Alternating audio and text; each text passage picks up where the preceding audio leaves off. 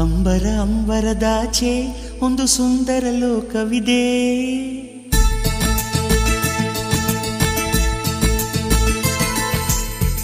ಆ ಸುಂದರ ಲೋಕದಲ್ಲಿ ಪ್ರೀತಿಯ ಬದುಕು ಇದೆ.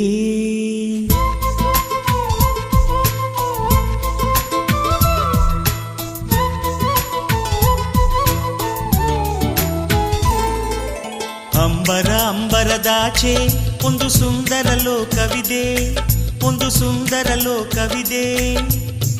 ಆ ಸುಂದರ ಲೋಕದಲ್ಲಿ ನಮ್ಮ ಪ್ರೀತಿಯ ಬದುಕು ಇದೆ, ಹೊಸ ರೀತಿಯ ಬದುಕು ಇದೆ.